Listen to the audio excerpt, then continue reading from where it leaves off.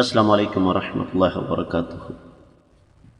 معزز خواتین و حضرات، کائنات کے امام صلی اللہ علیہ وسلم کی حدیث مبارکہ کا سبق مشکات المصابیح سے زکوٰۃ کے مسائل اور باب ہے افضل ترین صدقہ کون سا ہے۔ 1961ویں حدیث ہے باب میں، اور 14ویں حدیث ہے 1961ویں حدیث کتاب میں ہے، 14ویں حدیث باب میں ہے۔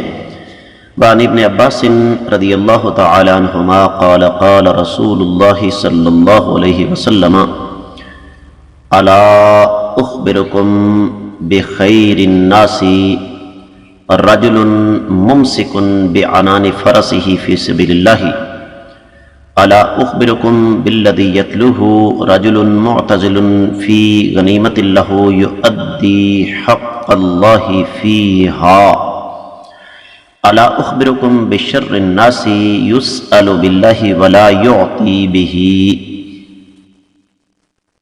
رواہ الترمذی والنسائی والدارمی۔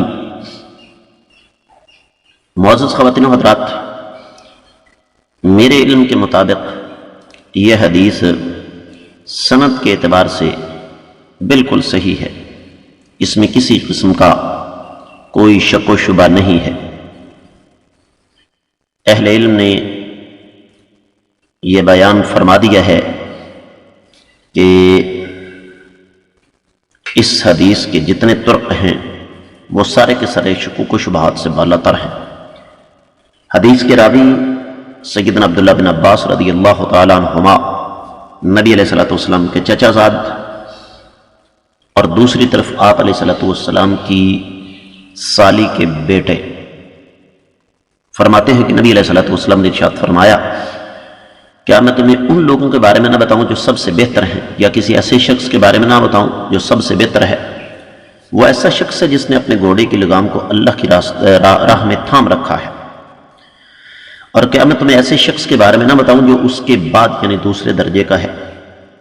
وہ ایسا شخص ہے جو چند بکریاں لے کر معاشرے سے الگ تھلگ رہتا ہے اور ان بکریوں کے ذریعے اللہ تعالیٰ کے حقوق ادا کرتا ہے۔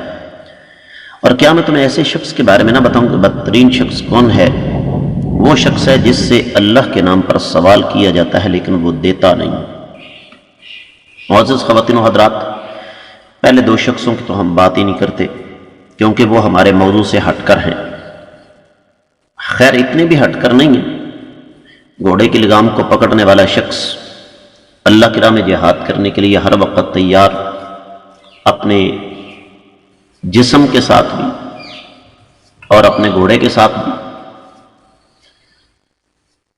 اور دوسرا شخص وہ خوش نصیب جو بظاہر معاشرے سے کٹا ہوا ہے لیکن رب کائنات نے اسے مال عطا فرمایا، تو اس مال میں سے وہ زکوٰۃ بھی دیتا ہے اور اللہ کی راہ میں صدقہ بھی کرتا ہے۔ ان دونوں اشخاص کی کائنات کے امام صلی اللہ علیہ وسلم نے تعریف فرمائی۔ اب یہاں پر مسئلہ آ جاتا ہے تیسرے شخص کا، اور اس قسم کی احادیث کو بنیاد بنا کر ہم لوگ ہر اس آدمی کو، ہر اس عورت کو پیسے دے دیتے ہیں جو ہم سے سوال کرتا ہے۔ اس حوالے سے دو باتیں ذہن میں رکھنے والی ہیں۔ پہلی بات تو یہ کہ جب کوئی مسئلہ حل کیا جائے تو علمی امانت کا تقاضا یہ ہے کہ اس مسئلے پر زیادہ سے زیادہ دلائل جمع کیے جائیں۔ ہمیں یہ حدیث تو یاد رہی، لیکن وہ آیت مبارکہ ہم بھول گئے کہ ان اللہ یأمرکم ان تؤدوا الامانات الی اہلہا، اللہ تعالیٰ تمہیں حکم دیتے ہیں کہ امانتیں حقداروں کے حوالے کرو۔ اور پھر وہ احادیث بھی ہم بھول گئے کہ جو بلا وجہ سوال کرے اسے کچھ نہ دو۔